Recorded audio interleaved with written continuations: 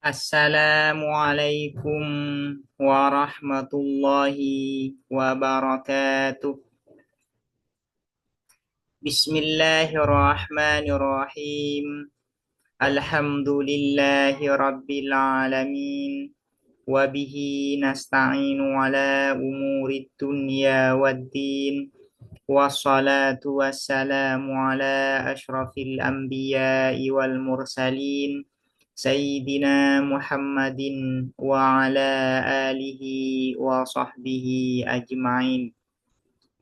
Allahumma fakihna fid din wa 'allimna at-ta'wil amma ba'du. Bismillahirrahmanirrahim. Mari kita melanjutkan ngaji kitab Al-Khulasah fi Usulil Fiqhi yang ditulis oleh Asy-Syaikh Muhammad Hasan Hitu. Sekarang kita akan membahas tentang al-hukmu syar'i at-taklifi.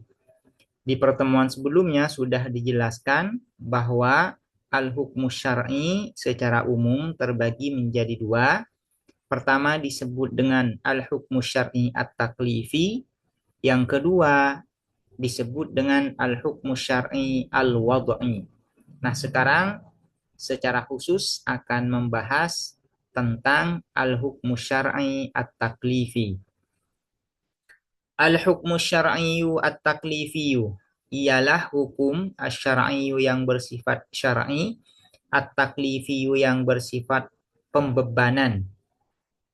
Wa huwa dan adapun al-hukmu syar'i at-taklifi khitabullahi ialah titah Allah atau firman Allah al-muta'alliqu yang berkaitan bitolabil fi'li dengan tuntutan melakukan minal mukallafi dari orang mukallaf ala jihatil iktidai atas jalan tuntutan menuntut ya atas ini jihad ini bisa jalan ya maksudnya arah atas arah tuntutan awit takhiri atau memberi pemilihan ala jihatil iktidai atas arah tuntutan awit takhiri atau memberi pemilihan. Ini yang disebut dengan al-hukmu syar'i at-taklifi. Wal iktidau dan adapun iktidha tuntutan yashmalu ialah mencakup apa al-iktidha al-ahkama terhadap hukum-hukum at-taklifiyata yang bersifat pembebanan al-arba'ata yang empat wahiyya dan adapun al-ahkamut taklifiyah al-arba'ah al-ijabu ialah ijab wan nadbu dan nadab wal karahatu dan karahah wat tahrimu dan at-tahrim. Ini sudah disinggung di pertemuan sebelumnya. Wa ammat takhiru dan adapun at-takhir memberi pemilihan fahuwa maka ialah adapun at-takhir yashmalu ialah mencakup apa at-takhir al-ibahata terhadap al-ibahah fakot saja. Fakot saja. Jadi al-hukmu syar'i at-taklifi ini ada 5. Pertama disebut dengan ijab, yang kedua disebut dengan an-nadab, yang ketiga disebut dengan al-karahah, yang keempat disebut dengan at-tahrim, yang kelima disebut dengan al-ibahah. Kemudian apa itu al-ijab? Al-ijabu adapun al-ijab huwa al-ijab khitabullahi ialah firman Allah atau titah Allah al-muta'alliqu yang berkaitan bitolabil fi'li dengan tuntutan melakukan minal mukallafi dari orang mukallaf tolaban dengan tuntutan jaziman yang tegas atau yang mantap. Apa yang disebut dengan tolaban jaziman? La yajuzu tidak boleh tarkuhu apa meninggalkan al-fi'lu. La yajuzu yang tidak boleh tarkuhu apa meninggalkan al-fi'lu. Ini yang disebut dengan al-ijab. Yaitu firman Allah yang berkaitan dengan tuntutan melakukan dari orang mukallaf. Nah, tuntutan ini bersifat tegas yang tidak boleh ditinggalkan. Ini disebut dengan al-ijab. Kal amri seperti perintah bisolatil mafrudati dengan salat yang diwajibkan wal hajjil wajibi dan haji yang wajib. Contohnya aqimus shalah. Nah, aqimus shalah ini disebut dengan al-ijab. Kenapa disebut dengan al-ijab? Karena aqimus shalah berupa khitab Allah yang berkaitan dengan perbuatan orang mukallaf, dan khitab ini berupa tuntutan melakukan, tuntutannya bersifat tegas sehingga tidak boleh ditinggalkan. Nah, aqimus shalah ini disebut dengan al-ijab. Wan nadbu, dan adapun an-nadbu, huwa an-nadbu khitabullahi, ialah titah Allah atau firman Allah, al-muta'alliqu yang berkaitan bitolabil fi'li dengan tuntutan melakukan, minal mukallafi dari orang mukallaf, tolaban dengan tuntutan ghairu jazimin yang tidak tegas. Apa yang dimaksud dengan tolaban ghairu jazimin? Bi anjuwiza, dengan dibolehkan, tarkuhu apa meninggalkan, al-fi'li, kal amri seperti perintah, biwus lil jum'ati dengan mandi Jumat, atau biwaslil Jumati dengan mandi Jumat. Jadi ini yang disebut dengan an-nadab. Misalnya Nabi bersabda, hadis Nabi, man ata minkumul jum'ata falyagtasil. Nah, kata falyagtasil ini disebut dengan khitabullah.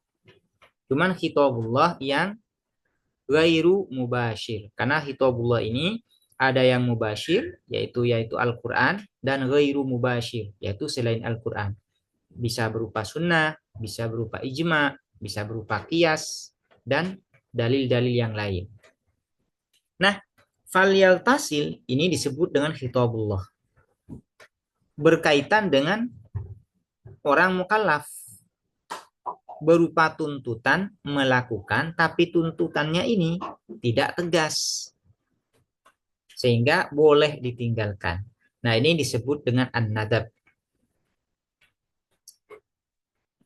Wal karahatu, dan adapun al-karahah, hiya al-karahah khitabullahi, ialah firman Allah atau titah Allah, al-muta'alliqu yang berkaitan bitolabi tarkil fi'li dengan tuntutan meninggalkan perbuatan, minal mukallafi dari orang mukallaf, talaban dengan tuntutan ghairu jazimin yang tidak tegas, bi anjuwiza dengan dibolehkan, fi'luhu apa melakukan, al-fi'lu fi'luhu apa melakukan al-fi'lu, kasyurbi seperti minum, qaiman dalam keadaan berdiri, kasyurbi seperti minum, qaiman dalam keadaan berdiri. Ini disebut dengan al-karahah.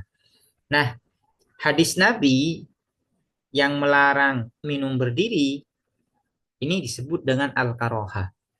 Kenapa? Karena hadis ini ya berupa khitabullah, cuman yang tidak langsung. Berkaitan dengan tuntutan meninggalkan perbuatan, tapi tuntutannya ini tidak tegas. Nah, ini disebut dengan al-karahah. Wat tahrimu, dan adapun at-tahrim, huwa at-tahrim khitabullahi, ialah firman Allah atau titah Allah, al-muta'alliqu yang berkaitan bitolabi tarkil fi'li dengan tuntutan meninggalkan perbuatan, minal mukallafi dari orang mukallaf, tolaban dengan tuntutan jaziman yang tegas, bi'an muni'a dengan dicegah atau dilarang siapa al-mukallaf min fi'lihi dari melakukan al-fi'li,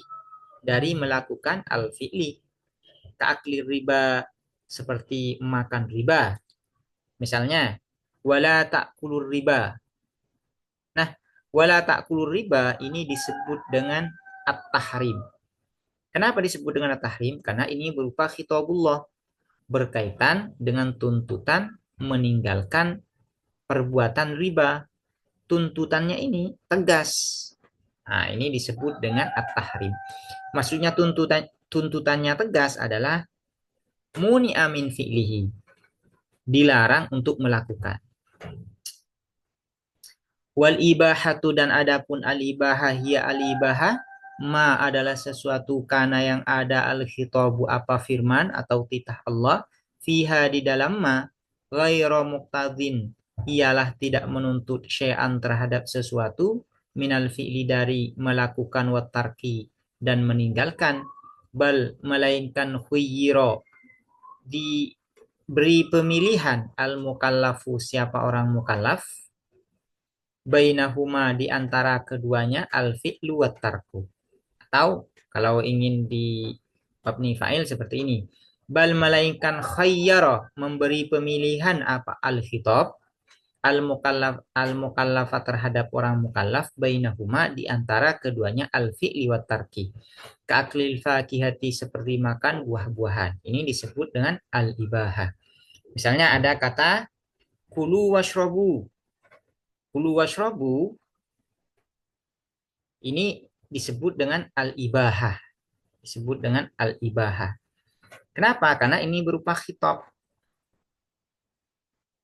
Nah, contohnya kalau wa kulu washrobu ini kurang tepat ya. Kurang tepat. Karena di sini masih ada iktidha ya. Karena berupa fi'il amar. Tapi fi'il amar itu terkadang menunjukkan kepada al-ibahah. Nah, biar tidak bingung, yang ini fokus ke definisi aja bahwasanya al-ibahah itu berupa khitab. Nah, di dalam khitab ini tidak ada tuntutan agar meninggalkan atau melakukan, melainkan khitab ini isinya memberi pemilihan kepada orang mukallaf antara meninggalkan dan melakukan. Nah, ini disebut dengan al-ibahah. Wahada dan adapun ini al-ijab ila akhirih, ini kembali ke al-ijab musyar ilahnya. Wahada dan adapun ini al-ijab ila akhiri bin nisbati ialah dengan dikaitkan li khitabillahi terhadap khitab Allah.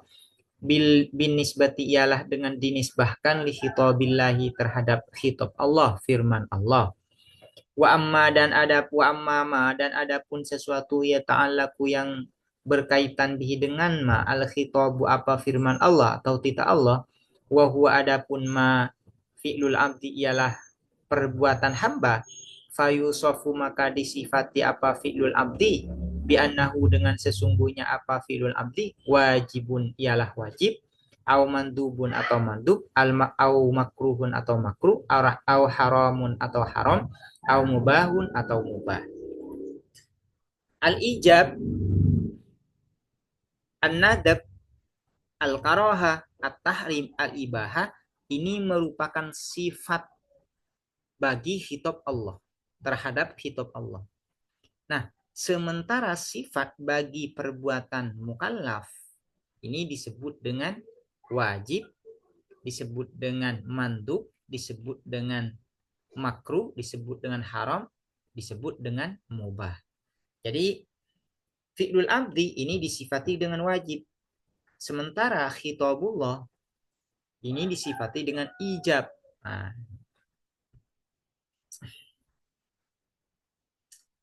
fal wajibu maka adapun al wajib, huwa al wajib ma adalah sesuatu yusabu yang diberi pahala fa'iluhu siapa orang yang melakukan ma, wa yu'aqabu dan disiksa tarikuhu siapa orang yang meninggalkan ma amdan dengan sengaja, kasolati zuhri seperti sholat zuhur, ini sudah maklum ya. Wal mandubu dan adapun yang mandub, huwa al mandub ma adalah sesuatu yusabu yang diberi pahala fa'iluhu siapa orang yang melakukan ma, wala yu'aqabu dan tidak disiksa tarikuhu siapa orang yang meninggalkan ma amdan dengan sengaja, katasmiyati seperti membaca basmalah qoblal wudu'i sebelum wudu, wa ta'ami dan makan. Wal makruhu dan adapun makruh, wa al makruh ma adalah sesuatu yusabu yang diberi pahala tarikuhu siapa orang yang meninggalkan ma, wala yu'aqabu dan tidak disiksa fa'iluhu siapa orang yang melakukan ma amdan dengan sengaja, katanafusi seperti bernafas fil ina'i di dalam wadah air. Wal haramu dan al haram, huwa al haram ma adalah sesuatu yusabu yang diberi pahala tarikuhu siapa orang yang meninggalkan ma, wa yu'aqabu dan disiksa. Wa yu'aqabu dan disiksa fa'ilu siapa orang yang melakukan ma amdan dengan sengaja. Kata amuli seperti bertransaksi, beriba dengan riba. Wal mubahu dan adapun mubahu wa mubah ma adalah sesuatu la thawaba yang tidak ada apa pahala wala iqaba dan tidak ada apa siksa la fi fi'lihi tidak di dalam melakukan ma wala fi tarkihi dan tidak di dalam meninggalkan ma fayastawi maka setara fihi di dalam mubah fayastawi maka setara fihi di dalam